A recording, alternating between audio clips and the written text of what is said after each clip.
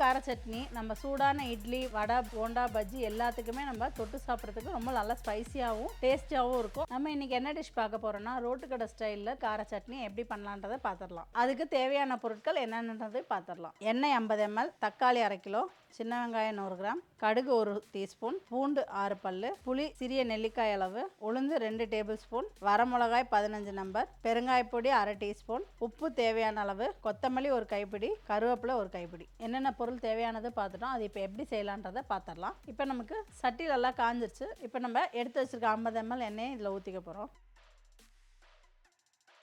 இப்போ நமக்கு எண்ணெய் நல்லா காஞ்சிருச்சு. நம்ம 2 டேபிள் ஸ்பூன் எடுத்து வச்சிருக்க உளுந்து போட்டுக்கலாம். இப்போ உளுந்து லைட்டாக நமக்கு செவந்துருச்சு. இப்போ நம்ம எடுத்து வச்சுருக்க 6 பல்லு பூண்டை போட்டுக்கலாம். நம்ம எடுத்து வச்சுருக்க 100 கிராம் சின்ன வெங்காயத்தை இதில் போட்டுடலாம்.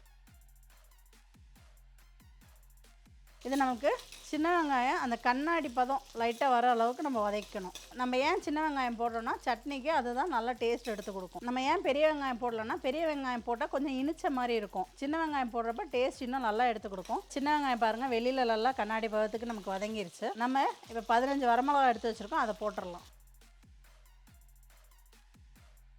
வரமிளகா அப்படியே முழுசாக தான் போட்டு வதக்கும், ஏன்னா நம்ம அரைக்க போகிறதுனால. அதேமாதிரி விதையோடு போட்டால் தான் காரம் நமக்கு நல்லா கிடைக்கும். 1 நிமிஷம் வதக்கினா போதும்.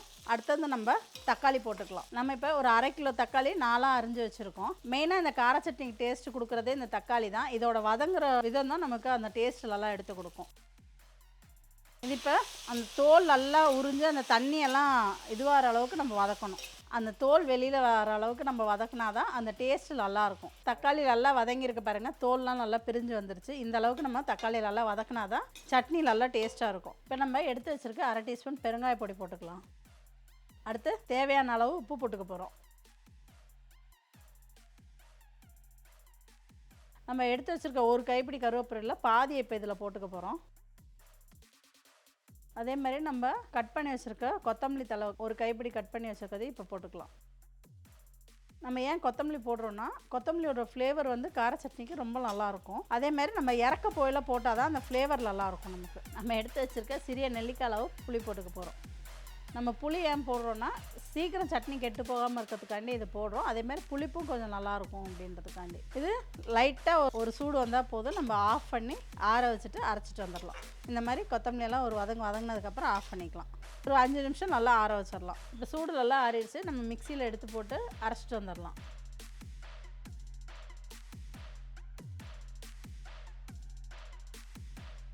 இப்போ இதில் தக்காளியோட தண்ணியும் கொஞ்சம் இருக்கும். நம்ம அது இல்லாமல் கொஞ்சமாக தண்ணி ஊற்றி அரைச்சிடலாம். இப்போ நம்ம மிக்சியில் போட்டுட்டோம். இதை அரைச்சிட்டு வந்துடலாம். ரொம்ப நைஸாக அரைச்சிடக்கூடாது, கொஞ்சம் குறன்னு அரைச்சிட்டு வந்துடலாம். இப்போ நம்ம சட்னி அரைச்சிட்டு எடுத்துகிட்டு வந்துட்டோம். இந்த மாதிரி குறன்னு அரைச்சி எடுத்துக்கணும். இப்போ நம்ம இதை ஒரு பாத்திரத்தில் மாற்றிடலாம். இப்போ நம்ம ஜார்லேருந்து பாத்திரத்தில் மாற்றிக்கலாம். ஜாரில் கொஞ்சம் சட்னி இருந்துச்சு. நம்ம இப்போ அதில் கொஞ்சம் தண்ணி ஊற்றி அலசி இதில் ஊற்றிக்கலாம். நம்ம தண்ணி ஊற்றிட்டு இதை கலந்துக்கலாம்.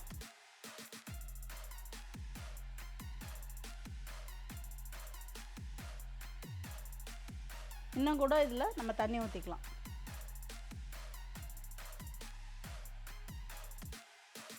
இப்போ நம்ம அடுப்பு பற்ற வச்சு சட்னிக்கு தாளிப்பு போட்டுடலாம். தாளிக்கிறதுக்கு கொஞ்சமாக எண்ணெய் ஊற்றிடலாம்.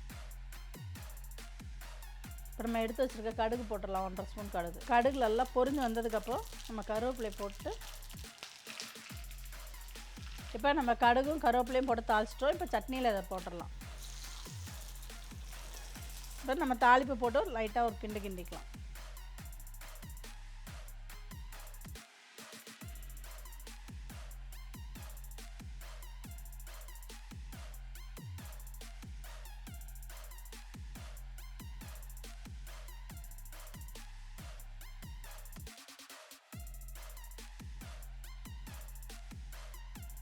இப்போ நமக்கு ரோட்டுக்கார கார சட்னி ரெடி ஆயிடுச்சு. அது சூடான இட்லியோட நம்ம டேஸ்ட் பண்ணி பார்த்துடலாம்.